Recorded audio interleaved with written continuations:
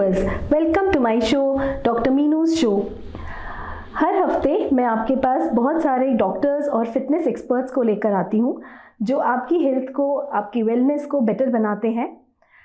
आज जो हमारे गेस्ट हैं वो बहुत स्पेशल हैं। स्पेशल इसलिए कि वो ना तो एक बहुत अच्छे डॉक्टर हैं बल्कि एक बहुत अच्छे यूट्यूबर भी हैं, मेरे बहुत अच्छे फ्रेंड हैं। कहते हैं ना, laughter is the best medicine, और उनके पास लाफ्टर का बहुत सारा भंडार है। वो आपको ना सिर्फ बाहर से पर अंदर से भी हील करेंगे। तो आइए मिलते हैं डॉक्टर नवनीत कालरा से। Welcome to the show doctor Kalra. Hi Meenu, कैसे हो आप? All good. सो सबसे पहले डॉक्टर, आप हमें अपने बारे में बताइए, इंट्रोड्यूस योरसेल्फ। मैं डॉक्टर हूँ, ये तो आपको पता है, और मीनू जी को मैं पिछले 15-20 सालों से जानता हूँ। मैं इनका फैमिली फिजिशियन भी हूँ, और मैंने MBBS MD मेडिसिन किया हुआ है और डिप कार्ड किया है कार्डियोलॉजी में। MBBS में मैं 86 में लखनऊ से KGMC बैच का हूँ। सोच लो मेरी उम्र कितनी होगी, है ना? मेरे बुढ़ापे का अंदाज़ा आप लोग लगा सकते हो। मैं 86 बैच में मैं एंटर किया। 91-92 के आसपास मैंने MBBS करी, और 96 में मैंने MD मेडिसिन करी थी लखनऊ से ही, किंग जॉर्ज मेडिकल कॉलेज, जो बहुत ही रेप्यूटेड कॉलेज है और मुझे बहुत प्राउड है, और हम लोग अपने आप को जियोर्जियन बोलते हैं। तो उसके बाद मैंने डिप कार्ड किया, और तब से मैं दिल्ली में अपनी ऐसी तैसी करा रहा हूँ, यहाँ धक्के खा रहा हूँ। तो और आप इस कोविड के time, specially when you got into this YouTube and all, इसके बारे में आप बताइए, आप एक यूट्यूबर कैसे बन गए? मतलब एक बड़ा रेयर कॉम्बिनेशन है, डॉक्टर एंड यूट्यूब। नहीं, रेयर नहीं है, अब तो बहुत सारे मेरे बाद तो मेरे पहले भी कुछ यूट्यूबर डॉक्टर थे, मेरे बाद में भी कुछ और बन गए, लेकिन मेरा कुछ अलग था कि मैं जब यूट्यूबर बना, मैं सच बोलूँ तो मैं कुछ स्ट्रेस में जी रहा था अपनी लाइफ, और मैं अपनी लाइफ को कुछ चेंज करना चाहता था। मुझे लगता था कि लाइफ बड़ी मोनोटस ही हो गई, वही सुबह से शाम तक पेशेंट, ये वो। कहीं ना कहीं स्ट्रेस लेवल हम डॉक्टर्स का बहुत ज़्यादा बढ़ा हुआ होता है। सारा दिन आप जब बीमार लोगों को देखोगे ना, तो कहीं ना कहीं आपके यार दोस्त भी होते हैं, रिश्तेदार भी होते हैं ना, वो भी आपको सिर्फ बीमारी के लिए फोन करते हैं। आप भी कई बार बीमारियों के लिए करते थे, आप भी, है ना? And definitely you consume that stress also. तो मतलब वो ये लगता था कि यार ये जिंदगी क्या यही है क्या? तो मैं बैठे बैठे अचानक एक दिन ख्याल आया कि यार, उस समय ये 2018 की बात है, तो जनवरी की, मुझे आज भी याद है, जनवरी का था। तो मैंने सोचा यार कुछ वीडियो बनाता हूँ बैठ के। मुझे बोलने का काफ़ी वो था, मैं शुरू से बहुत ज़्यादा बोलता था, और मुझे इसमें अपने कॉलेज टाइम पे प्राइज़ भी मिला था। पहला गोल्ड मेडल मुझे आज तक ज़िंदगी में सिर्फ बोलने में मिला। एक जस्ट ए मिनट करके, आपको भी पता होगा, तो एक इवेंट हुई थी हमारे वहाँ, जो हमारे कल्चरल जो प्रोग्राम्स होते थे, तो उसमें जो गोल्ड मेडल मिला था, तो तब मुझे लगा था कि यार नवनीत, तू बोलने में तो बहुत अच्छा है, तो कम से कम कुछ कर। तो मैंने एक बार मैं आपको बताता हूँ मैं यूट्यूबर कैसे बना रहा हूँ, और इसके लिए मैं श्रेय दूंगा अपनी एक फ्रेंड को। वो मैंने उसके बर्थडे पे उसको विश किया, तो मैंने विश इस स्टाइल में किया, तो RJ बन के मैंने विश किया। तो उन्होंने कहा ये किसकी आवाज़ है? मैंने कहा मेरी आवाज़ है। तो उन्होंने बोला कि यार नवनीत, ये तुम हो? मैंने कहा हाँ। तो कुछ करते क्यों नहीं हो? मैंने कहा क्या करूँ? कुछ करो। तो मेरे मन में आया कि यार कोई वीडियो बना के देखता हूँ कुछ, शायद, क्योंकि बहुत ज़्यादा बोर हो चुका था लाइफ से। तो मैंने एक वीडियो बनाया, वो वीडियो फिर मैंने दोस्तों को भेजा, तो सबसे एक पॉजिटिव फीडबैक आया कि आप लोगों के साथ कनेक्ट हो रहे हो, और वो मोटिवेशनल वीडियो था। जब तो फिर मैंने वीडियो बनाने शुरू किए। हालांकि सच बोलूँ तो, मैं झूठ नहीं बोलूँगा, ईमानदारी से बताता हूँ कि कोई देखता नहीं था। तो मतलब मैं मोटिवेशनल स्पीकर की तरह आ गया। मैं कॉमेडी भी करता था, क्योंकि अंदर से कॉमेडियन बैठा हुआ है। थोड़ा बहुत बाथरूम सिंगिंग था, तो सिंगिंग भी करता था। जैसे बिगनर होते हैं कि सब कुछ करके देखते हैं, ये भी कर लेंगे, वो भी कर लेंगे। तो कहते हैं ना, jack of all master of none, तो वो मैं था। तो लेकिन लोग एक बात बोलते थे कि सर आप लोगों से कनेक्ट हो जाते हो, आपके अंदर ये अच्छी बात है कि आप कनेक्ट हो रहे हो। मैं करता रहा, यूट्यूब का सफ़र चलता रहा। धीरे धीरे मेरा चैनल भी मोनेटाइज नहीं हो पा रहा था। तो खैर ये सब, फिर मुझे अचानक एक दिन पता चला कि मेरे एक दो कोई मेडिकल वीडियोस बनाए थे, वो मेरे वायरल होने शुरू हो गए। तो मुझे लगा कि नवनीत कालरा, शायद भगवान तुम्हें एक रास्ता दिखा रहा है कि तुम्हें एज ए डॉक्टर ही आगे जाना पड़ेगा। उसके अलावा अपनी कॉमेडी सिंगिंग सब उसी में डाल दो, लेकिन जाना आपको एज ए डॉक्टर ही आगे पड़ेगा। फिर कोविड आ गया, और कोविड में मैंने कोविड के टाइम तो बहुत सारे वीडियोस आए हाँ, आपके। कोविड में मैंने जब शुरू किया तो मैं कोई कोविड स्पेशलिस्ट नहीं हूँ और ना ही कोविड स्पेशलिस्ट कोई था, कोई भी क्योंकि नहीं ये एक था। ऐसा वायरस था जिसके बारे में किसी को कुछ नहीं पता था, टोटल Definitely। ब्लैकआउट था, किसी को कुछ नहीं पता था, हम्म। ना सरकार को पता था, ना मतलब डॉक्टर्स को भी नहीं पता था, जितना जिसको पता चलता जा रहा था उसी हिसाब से इलाज करता जा रहा Yes, था, yes। अंधेरे में हर कोई तीर मार रहा था। Lot of experimenting was going तो ऑन। मैंने सिर्फ मैंने कुछ बेसिक चीज़ें नोट करी जो हम वायरल फीवर में नोट करते हैं और कुछ एक्सपीरियंस के साथ जो मैं रोज देख रहा था, तो मैंने वीडियोस बनाने शुरू किए, अवेयरनेस वीडियोस की, आप अपनी ऑक्सीजन जरूर चेक करें, कैसे चेक करें, पल्स ऑक्सीमीटर कैसे लगाएं और क्या क्या बातों का ध्यान रखें। तो मेरे वो वीडियो वायरल होने शुरू हो क्योंकि गए। वो बहुत बेसिक वीडियोस हाँ, थे। वो बेसिक वीडियोस थे और फिर उसके बाद जब और एक मेरे गुरुजी जो आज इस दुनिया में नहीं है, डॉक्टर के अग्रवाल, हम दोनों ने मिलकर काफ़ी वीडियोस बनाए और काफ़ी रोज के 2-2 वीडियो बनाए। फिर मुझे कोविड हो गया, तो मुझे आज भी याद है कि उस कोविड के दौरान भी मैं लगातार वीडियो बनाता रहा पूरे दिन। शायद पूरे इस कार्यकाल 2.5 साल 3 साल में मैं एक दिन ऐसा था जो मैंने वीडियो नहीं बनाए, और वो उस दिन मुझे कोविड ज़्यादा था, आई मीन फीवर काफ़ी था। लेकिन जब मुझे कोविड ठीक हो गया तो मेरे अंदर और ज़्यादा एनर्जी आई। तो फिर उसके बाद डेल्टा आ गया, तो डेल्टा में काफ़ी लोगों कि आपको भी पता कि डेल्टा का हाल क्या था। लेकिन कहीं ना कहीं लोग बड़े डिप्रेस हो चुके थे, बहुत स्ट्रेस में आ चुके थे, बहुत डर गए थे। मतलब कोविड के नाम से ना एक दहशत मन में आ गई थी। तो मैंने गुड न्यूज़ वीडियो शुरू करे, गुड न्यूज़। और ये गुड न्यूज़ वीडियो एक, मैं ये नहीं बोलूँगा कि मैंने बहुत सोच समझ के शुरू करे थे, ऐसे ही कि एक गुड न्यूज़ वीडियो, जैसे कि अब केसेस कम हो रहे थे तो मैंने सोचा चल यार एक गुड न्यूज़ वीडियो डाल देता हूँ। तो वीडियो बड़े वायरल होने शुरू हो गए गुड न्यूज़ के। तो मुझे समझ में नहीं आ रहा था कि गुड न्यूज़ लोग क्यों देखना चाहते इतना। सुबह 9:30 बजे मुझे एक वीडियो डालना होता था गुड न्यूज़ का, कि कल क्या क्या हुआ, कल कितने केसेस आए, कितने ठीक हुए। कई बार खराब भी आते थे, केसेस बहुत ज़्यादा आ रहे हैं, पर मुझे वो गुड न्यूज़ वीडियोस बरकरार रखने होते थे। कि मुझे लगता था, और लोग ये बोलते थे सर आपके वीडियो से हमें बड़ी पॉजिटिविटी मिलती है, हमारा डिप्रेशन दूर हो जाता है। Good news gives a positive feeling. नाम ही ऐसा गुड न्यूज़। लेकिन कई बार बैड न्यूज़ भी होती थी, तो मैं कैसे उसको, मुझे थोड़ा सा उसको मॉडिफाई करके बताना होता कि लोग। लेकिन यही सफ़र मेरा मुझे कहाँ से कहाँ ले गया। जब मैंने शुरू किया था हार्डली मेरे 100-200 सब्सक्राइबर थे, आज 8 लाख सब्सक्राइबर हैं। सब्सक्राइबर होना एक अलग चीज़ है, लेकिन जो मुझे प्यार मिला है लोगों से मैं बता नहीं सकता हूँ। और लोग कई बार आपको बिल्कुल, मतलब इन चीज़ों ने मुझे, लेकिन मैंने अपना वो चीज़ नहीं छोड़ी, कॉमेडी वाली। मैंने हमेशा जो भी था मैं अपनी उस चीज़ को साथ में लेके चला। मेरा वीडियो गाने से, सॉन्ग से शुरू होता था, सॉन्ग पे ख़त्म होता था, और बीच में मेरे कॉमेडी के तड़के लगते रहते थे। और मैं आज भी ये मानता हूँ कि लोग मुझे मुन्ना भाई MBBS बुलाते हैं, हालांकि मैं MBBS MD मेडिसिन हूँ, पर मुझे आपको लोग अपग्रेड करते हैं, मैंने अपने आप को डाउनग्रेड किया, क्योंकि मुन्ना भाई MBBS तो नाम के साथ अच्छा लगता था, MBBS MD अच्छा नहीं लगता था। तो मुन्ना भाई वैसे तो एक फेक करेक्टर था मुन्ना भाई, जो मूवी थी कि फ्रॉड डॉक्टर जो होते हैं उनको बोला जाता है मुन्ना भाई, पर आपने देखा होगा मूवी में संजय दत्त कैसे इलाज करता था, मुन्ना भाई बन के लोगों को ठीक भी कर देता था। तो मेरा यही मानना है कि सिर्फ मेडिसिन से इलाज नहीं होता, इलाज दिल से और दिमाग दोनों से होता है। एक डॉक्टर को दिल से भी इलाज होना चाहिए, दिमाग से भी, और उसको खाली नॉलेज होना ही सब कुछ नहीं होता। अगर आप पेशेंट के साथ इन्वॉल्व नहीं होगे, आपका उसके साथ इमोशनल कनेक्ट नहीं होगा, पेशेंट बहुत, आप ठीक कर सकते हो लेकिन उसको सेटिस्फाई नहीं कर सकते। and it will take a lot of time also। बिल्कुल।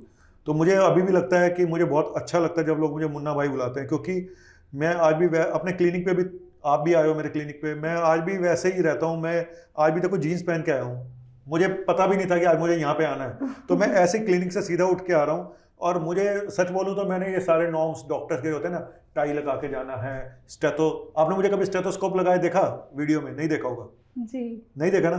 तो मुझे ऐसा लगता है कि एक इमेज, मैंने अपनी इमेज जो थी ना, डॉक्टर्स की इमेज होती है, हाय डॉक्टर के पास जाना है, डॉक्टर के पास जाते ही लोगों के BP पल्स बढ़ जाते हैं, है ना। वहाँ घर पे बड़े सारे पेशेंट बताते हैं कि सर हमारा BP तो ठीक आता है, डॉक्टर के पास जाते तो बढ़ जाता है। क्यों बढ़ जाता है भाई BP डॉक्टर के पास जाके? क्यों? कारण में टेंशन में होते टेंशन में आ जाते हैं। अच्छा, क्या बोलेगा? और वही डॉक्टर आपको अगर आराम से बात करे, प्यार से, मस्ती लेके, तो हम वो तो मुझे लगता है कि डॉक्टर को कॉमेडियन होना, अगर डॉक्टर कॉमेडियन है ना भाई, तुझे डबल बेनिफिट मिलेगा। जी डॉक्टर कालरा, मैं यहाँ पे आपको काटना चाहूँगी। एक बात मुझे बताइए, ये तो आपने बताया कि आपने अपने आप को किस तरीके से मोटिवेट किया, अपने आप अपनी लाइफस्टाइल के अंदर, बिकॉज बीइंग अ डॉक्टर इतना स्ट्रेस जहाँ कलेक्ट होता है, आपने अपनी लाइफ को किस तरीके से मोल्ड किया आप जब आप बहुत बोर हो रहे थे या आप बहुत परेशानी में थे? बट ओवरऑल कोविड के टाइम ये देखा गया है कि लोगों ने बहुत सफ़र करा है, और लोगों के ऊपर, लोगों की हेल्थ के ऊपर, लोगों की मेंटल हेल्थ के ऊपर भी, फिजिकल हेल्थ पर बहुत असर पड़ा है कोविड का। तो उसके बारे में आप बीइंग अ कार्डियोलॉजिस्ट आप क्या कहना चाहेंगे? मैं बताना चाहता हूँ, बिकॉज आजकल आप जैसे हम देख रहे हैं यंग लोगों को बहुत ज़्यादा हार्ट अटैक के इश्यूज हो रहे हैं, इसके बारे में आप क्या कहना मैं आज चाहेंगे? आपको एक बात बताऊं, जब ये कोविड शुरू हुआ था मार्च 2020 में, जी, आप यकीन नहीं मानेंगे, मैंने शुरू के पहले महीने में जब लॉकडाउन लगा था तब मैंने ये वीडियो उस समय बनाया था 2020 में कि आज आपको कोविड से जो प्रॉब्लम आ रही है ना, अभी नहीं पता चलेगा, ये आपको पता चलेगा आने वाले 3-4 महीने के बाद, साल के बाद। जी, क्यों? ये जो लॉकडाउन लगेगा और लोग घरों में बैठेंगे, उनके बीपी शुगर बढ़ेंगे, तो अभी कुछ नहीं होगा, लेकिन इससे जो आगे जाके जो प्रॉब्लम आएंगी वो हमें कुछ टाइम के बाद, और वो आज मेरी बात सच हो रही है। हमारा कहीं ना कहीं देखो, कोविड में फाइनेंशियल प्रॉब्लम्स आई, वो स्ट्रेस, इमोशनल स्ट्रेस, क्योंकि घर से बाहर ही नहीं निकल पा रहे हैं, है ना। उसके अलावा हस्बैंड वाइफ जो एक दूसरे को फूटी आंख नहीं सुहाते थे, एक दूसरे के सामने 24 घंटे बैठे हुए हैं, बच्चे जो सिर पे मंडरा रहे हैं, तो हर तरह का स्ट्रेस होता है ना लाइफ में। तो और उसके अलावा मेडिकल स्ट्रेस, बीमार, उसके बाद आपके चाहने वाले आपको छोड़ के चले गए, डेल्टा में कितने लोगों की डेथ हुई, वो स्ट्रेस तो सबसे खतरनाक है ना। जब आपके अपने चले जाएं और एक ही फैमिली में कई लोग गए, तो इंसान इतना स्ट्रेस में आ चुका था और आ चुका है, अभी भी वो स्ट्रेस निकला नहीं है लोगों का, डर, इसीलिए बोलता हूँ डर आज भी लोगों में है, ठीक है।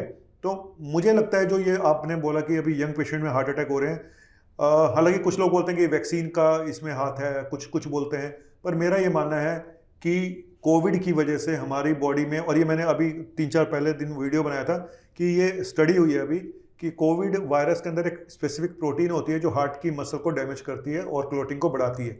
और हमारे इंडिया में अभी जो DRDO है हमारा और डॉक्टर रेड्डी मिलके कोई मेडिसिन, नई मेडिसिन आ रही है, डीऑक्सी ग्लूकोज करके, D2, ठीक है, DG2 ग्लूकोज।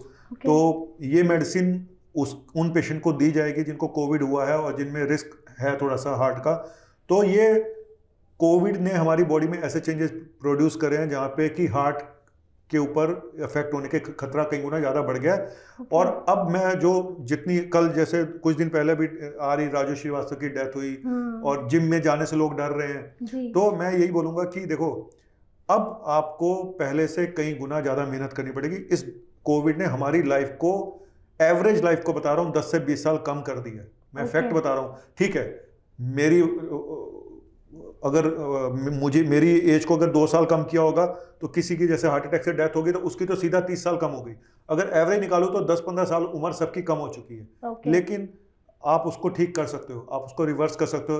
कैसे? डेफिनेटली सर, मैं चाहूँगी डॉक्टर आप हमारे व्यूअर्स को कुछ टिप्स दीजिए, because end of the day आगे तो सबने जीना तो है ही ना, तो किस तरीके से हम क्या कर सकते हैं, स्पेशली घर बैठकर क्या हो सकता है? मैं बताऊं, जो फैक्टर पहले थे वही आ जाए ठीक करने के, जो फैक्टर पहले थे वही आ जाए। योग, आपका लाइफस्टाइल, आपका सीडेंटरी लाइफस्टाइल है, अगर वो खतरनाक है, आप स्मोक करते हो, एडिक्शंस हैं, आपका कोलेस्ट्रॉल बढ़ा हुआ है, आपका मोटापा है, आपको शुगर है, आपकी फैमिली हिस्ट्री है, ठीक है, तो फैक्टर तो वही है जी, काम भी वही है। लेकिन अब आपको वो मेहनत कई गुना ज़्यादा करनी पड़ेगी। पहले जो आप बड़े कैजुअल अप्रोच होती थी, चल आज मैं कोई बात नहीं बाहर का खा लेता हूँ, चल कोई बात नहीं आज मैं पार्टी चला जाता हूँ, अब आपको पहले से कई गुना ज़्यादा मेहनत करनी पड़ेगी। आप जो मैं बोला ना, जो कोविड ने 10-15 साल आपकी उम्र कम करी है, अगर वापस आपको वहाँ पे जाना है, आप ये सोच लो कि आपको मेहनत भी 10 से 15 गुना ज़्यादा करनी पड़ेगी। अब आप उतना आराम से नहीं जी सकते जैसे पहले जी रहे थे। आप इतने यंग डेथ कभी सुनी थी आपने? नहीं सुनी थी, अभी हो रही है। तो उनके बॉडी में कुछ चेंजेस ऐसे आ चुके हैं। और हार्ट प्रॉब्लम हो या कोई भी प्रॉब्लम हो, कोई चाहे कैंसर है, चाहे हमारा स्ट्रोक है, कोई भी प्रॉब्लम हो, सबके लिए एक ही रूल है, अपने लाइफस्टाइल को ठीक करो, अपनी हरकतों को, एडिक्शंस को दूर करो, yoga, meditation, exercise, D stress, diet, यही फैक्टर हैं। और बस यही है कि अब पहले से जरूरत से ज़्यादा मेहनत करने की जरूरत है। अब नॉर्मल तरीके की मेहनत से काम नहीं चलने वाला जी, बस। मैं समझती हूँ बहुत ज़्यादा लोग स्ट्रेस भी कैरी करते हैं छोटी छोटी चीज़ों के लिए। आजकल स्ट्रेस भी बहुत ज़्यादा, जैसे लाइफस्टाइल के साथ स्ट्रेस भी बहुत ज़्यादा बढ़ अब गया सबसे है। बड़ा मुझे ऐसा लगता है कि सोशल मीडिया जो आया है इसने स्ट्रेस कहीं गुना बढ़ा दिया है। या because everybody is online these बस, डेज, और फोन पे आप लगे, बच्चे फोन काम पे भी लगे हुए हैं। ऑनलाइन हो रहे हैं हमारे। लेकिन मैं आपको एक बात बताऊं, मुझे ऐसा लगता है कि जो मैंने अभी बात, जो सबसे बड़ा चेंज मुझे अब नजर आता है बच्चों में, खास तौर से यंग जनरेशन में, जितने हमारे फूड डिलीवरी वाले ऐप आए हैं, ये बहुत बड़ा कारण बन रहे हैं हमारी बीमारियों में। रीजन वो, हालांकि वो नहीं कहते कि आप रात के 2 बजे हमारे से खाना मंगाओ, लेकिन हमें अवेलेबिलिटी तो है ना, इतनी ज्यादा हो गई कि माँ बाप सो जाते हैं और बच्चे रात को 12, 1 बजे, 2 बजे डिलीवरियां मंगा रहे होते ये हैं। बहुत बड़ा थ्रिल का फैक्टर है, बहुत मजा आता है, एडवेंचर लगता है। एडवेंचर है, आधी रात को कोई एक आ तो रहा आप है। फोन पे सो नहीं रहे हो, और नींद का, कम नींद लेना, 7 घंटे की नींद बहुत जरूरी है। और नई रिसर्च अभी हुई है सर, अभी नई रिसर्च हुई है कि अगर आप 7 घंटे से कम की नींद लेते हो तो ये एक रिस्क फैक्टर है हार्ट प्रॉब्लम के लिए। तो नींद बहुत जरूरी चीज है, लोग इस पे इतना उसको गौर नहीं करते कि नींद कितनी जरूरी है। लेकिन आप आजकल के माहौल में माँ बाप भी फोन पे लगे हुए हैं, बच्चा भी फोन। आप एक घर में जाओगे ना, अगर आप, तो आपको सारे लोग फोन पे मिलेंगे, सिर्फ बूढ़े माँ बाप जो होंगे वो बेचारे कोने में भजन जप रहे होंगे, बाकी सारे फोन पे ही लगे होंगे। आप गेस्ट, आप किसी के यहाँ गेस्ट बुला लो, आप किसी के यहाँ गेस्ट चले जाओ, थोड़ी देर वो आपको एंटरटेन करते हैं, नहीं जाते ही वाईफाई कनेक्ट मांगते हैं। हाँ, और उनके बच्चे अलग कोने में बैठ जाते हैं। पहले बच्चे आपस में बातें करते थे, है ना, एक दूसरे से मजाक करते थे। आज वही बच्चे थोड़ी देर में सेल्फी खींच रहे होते हैं, फिर अपने अपने फोन में लग जाते हैं, अगर 1 घंटे से ज़्यादा बैठ गए तो कुल मिला के माहौल, हमारे सोशल मीडिया, हमारा फ़ोन, टीवी और ओटीटी प्लेटफॉर्म। अब ओटीटी प्लेटफॉर्म में आप एक वेब सीरीज देखना शुरू करते हो ना, आपका इतना एडिक्शन है कि जब तक वो रात तक वो खत्म नहीं होगा तब तक आप देखते रहोगे। और एक बार नींद टूट जाए 1 बजे, 2 बजे, फिर नींद ही नहीं आती। मानते हो ना? क्योंकि हमारी एक ना वो बना हुआ साइकिल बनी हुई है कि हमने 11 बजे सोना है, तो हम 11 बजे के बाद अगर 11:30, 12 बजे तक जाओगे नींद नहीं आएगी। तो इसलिए ये जो चीज़ें आजकल चल रही हैं ये सब लाइफ पे, और फूड डिलीवरी ऐप तो मुझे लगता है सबसे बड़ा कारण होगा। ये एक फ्यूचर जनरेशन के लिए अनछुआ, मतलब कहते हैं ना कुछ चीजें छुपी हुई होती हैं, ये वो छुपा हुआ कारण निकलेगा जो हमारी यंग जनरेशन को बर्बाद करने जा रहा है। एक तो फास्ट फूड खाओगे आप, दूसरा गलत टाइम पे खाओगे, है ना।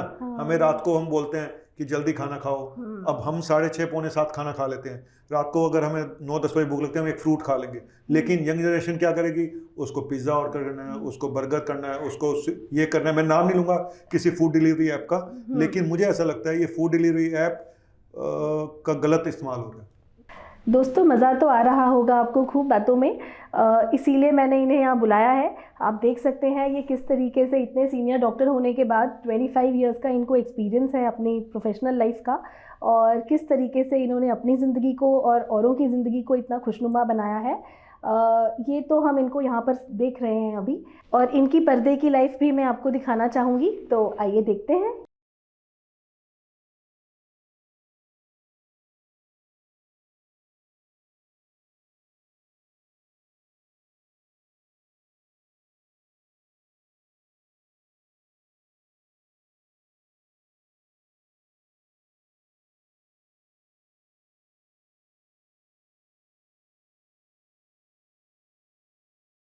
एक मिनट के एवी में पता नहीं आप क्या जान पाएँ डॉक्टर कालरा की पर्सनालिटी के बारे में, पर इनकी पर्सनालिटी में और भी परतें हैं। आइए एक एक करके कुरेदते हैं।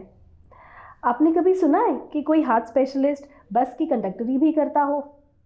डॉक्टर कालरा करते हैं।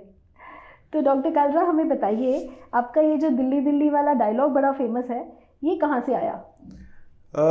मैं जब वीडियो बनाता था ये अपने good news specially good news का वीडियो, तो उसमें मुझे आंकड़े बताने होते थे कि आज कितने केसेस आए कोविड के, है ना। तो उसमें फिर जब दिल्ली का आता था ना नंबर, कि हमने सब बता दिया महाराष्ट्र का, ये दिल्ली का, पता नहीं क्या हुआ अचानक एक दिन मुझे जब भी दिल्ली का नंबर आता था तो मैंने सोचा यार कुछ दिल्ली वालों के लिए कुछ अलग से किया जाए। तो मैं कंडक्टर बन जाता था। तो मैं कंडक्टर की आवाज़ में अपनी एक बस को लेके जाता था दिल्ली के अलग अलग एरियाज़ में। मुझे नहीं पता था वो इतना हिट हो गया कि वो बच्चे की ज़बान पे, और लोग मुझे फ़ोन करते हैं मेरे क्लिनिक पे, मेरे मोबाइल पे, और मैं बोलता हूँ हेलो, तो वहाँ से आवाज़ आ रही होती है, और दिल्ली दिल्ली दिल्ली हो। तो एक बारी हमारे व्यूअर्स के लिए भी हाँ, वो मैं करके वो बताइए। करके दिखाता हूँ आपको। तो चलो आपको करके दिखाता हूँ ये डॉक्टर कंडक्टर कैसे बनता है। तो सारे देखो, रोज़मर्रा की चीज़ें देख के आप भी सीख जाते हो, और मेरे अंदर एक छोटा सा एक्टर छुपा हुआ है, तो मैं उस एक्टिंग को, जुनून को इसी के साथ ही लेके चलता हूँ अपनी मेडिकल फील्ड के साथ, क्योंकि और कोई मेरे पास चारा नहीं है। तो मैं करके दिखाता हूँ आपको कि दिल्ली की बस कैसे जाती है अलग अलग एरिया से होते हुए। तो मैं विकासपुरी में रहता हूँ, तो विकासपुरी से ही शुरू करूँगा, और दिल्ली की बस कहाँ जाके रुकेगी, तो ये मेरा एक फिक्स होता था, बस जगह बदलती रहती है। तो कंडक्टर आ रहे हैं, डॉक्टर नवनीत काला कंडक्टर, और दिल्ली दिल्ली दिल्ली दिल्ली दिल्ली, और दिल्ली दिल्ली विकासपुरी, दिल्ली जनकपुरी, दिल्ली पार्लियामेंट, दिल्ली दुल्ला कुआं, दिल्ली दुल्ला कुआं, ओ है कोई मुआ, ओ कोई ना, ओ कोई ना, ओ कोई ना, ओ बले बले बले बले बले, आऊं आहूं आऊं आहूं आऊं आहूं आऊं आऊं आहूं आऊं आहूं आऊं आहूं आऊं। तो इस तरह से मेरी दिल्ली की बस अपना स्टेशन बदलती रहती थी, और लोग खुश होते थे, बच्चे खुश होते थे। और मुझे लगता है कि अगर आप अपनी बातों से लोगों को थोड़ी 5 मिनट की भी खुशी दे सकते हो ना, दवाइयाँ तो सबने देनी होती हैं, है ना। तो अगर मैं उन दवाइयों के साथ किसी को थोड़ी सी 5 मिनट की भी खुशी दे दूं, 5 सेकंड की खुशी भी दे दूं, तो मुझे लगता है मेरा काम हो गया, बस खत्म, है ना। और बस चलती रही है जिंदगी। तो कंडक्टर, अभी मुझे ऐसा लगता है कि डॉक्टर ही नहीं चलेगी तो कंडक्टर तो बन ही जाऊंगा। डॉक्टर कालरा, आपने बताया आप बाथरूम सिंगर भी हैं, तो हाँ, हमारे व्यूअर्स के लिए कुछ गा कर भी सुनाइए ना। मैं बाथरूम सिंगर हूँ, और मैं शशि कपूर का जो हूँ बहुत बड़ा एक फ़ैन हूँ। मेरे फेवरेट जो मुझे लगता है वो शशि कपूर बड़ा कूल लगता था मुझे, तो मैं उसकी एक्टिंग भी करता हूँ। आज मैं आपको शशि कपूर का गाना सुनाऊंगा, तो सुना दूँ? सुना दूँ, सुना दूँ, कह दूँ? कह दूँ, कह दूँ?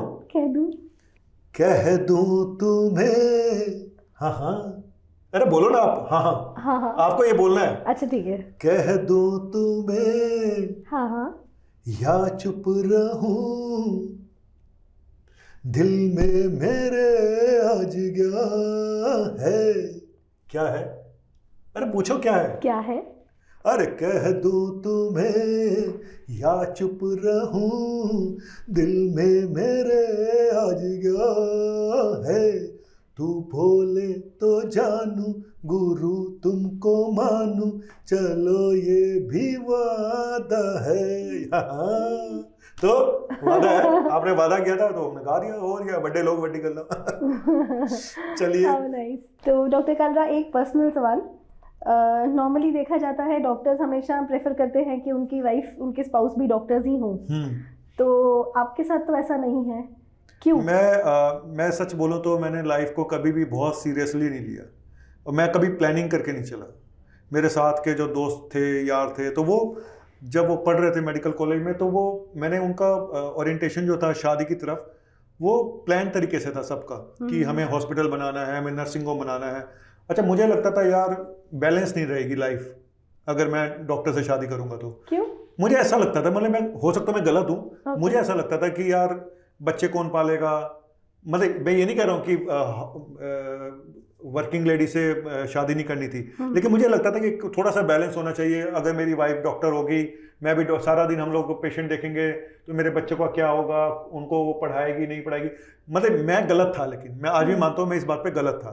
ठीक है, लेकिन मैं ये नहीं कह रहा हूँ कि मैं पछता रहा हूँ। मेरी शादी नॉन मेडिको से हुई है, तो देखो, ये तो कहते हैं ना कि जोड़ियां ऊपर से पहले से लिखी होती हैं, हमें नहीं पता। लेकिन मैं बहुत सीरियस कभी नहीं रहा अपनी लाइफ के प्रति, कि मैंने प्लान तरीके से कभी कुछ नहीं किया। जो होता गया करता गया और आगे बढ़ता गया, और इसीलिए आगे बढ़ के मैंने जो लड़की मुझे मिली, मैंने शादी कर ली।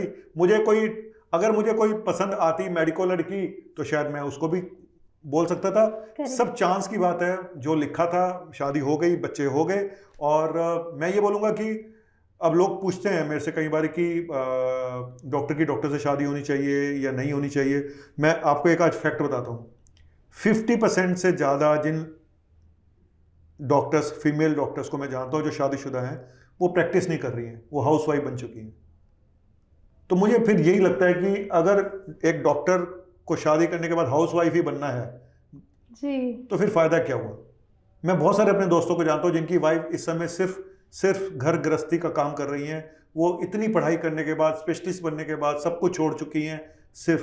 तो मुझे ये, अब उसके कारण बड़े सारे हो सकते हैं पर्सनल रीजन पे, लेकिन मुझे ऐसा लगता है कि मेडिको हो या नॉन मेडिको हो, कोई भी हो, जहाँ आपकी ट्यूनिंग हो जाए, जहाँ आपकी अंडरस्टैंडिंग अच्छी हो।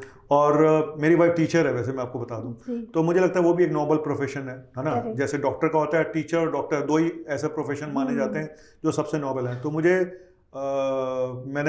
अभी भी प्राउड है कि मैंने एक हमारे यहाँ जब लोग मिलने आते हैं तो बड़े खुश होते हैं कि एक टीचर और एक डॉक्टर। तो मेरी बेटी डॉक्टर है, हालांकि मैं उसको डॉक्टर बनाना नहीं चाहता था, लेकिन उसने बोला मुझे डॉक्टर बनना है, तो वो डॉक्टर बन चुकी है। तो अभी सेक्रेटरी में वो कर रही है, एमडी। तो बेटा मेरा जो चाहेगा वो करेगा, वो उसने डॉक्टर नहीं बनना है, तो किसी के ऊपर आप लाद नहीं सकते। और मुझे लगता है सब हमारी प्लान, बहुत सारे लोग प्लान करके डॉक्टर शादी करते हैं आजकल जिस ढंग से चल रहा है माहौल। लेकिन मुझे लगता है कि यार लाइफ में ना कभी भी कुछ भी हो सकता है, कुछ लिखा नहीं हुआ है, हम कुछ भी हो सकता है यार। जो मिले ना उसको एक्सेप्ट करो, खुश रहो, आपकी मेन है हैप्पीनेस। अब आप डॉक्टर से शादी करा के, मैंने बड़े ऐसे भी देखे जहाँ डाइवोर्स हुए डॉक्टर्स के, ठीक है। तो कुल मिला के हैप्पीनेस सबसे बड़ी चीज़ है, चाहे वो डॉक्टर से शादी करो, मेडिको से करो, नॉन मेडिको करो, इससे कोई ज़्यादा फर्क पड़ता नहीं है जी। तो डॉक्टर कालरा, आप एक सक्सेसफुल डॉक्टर एज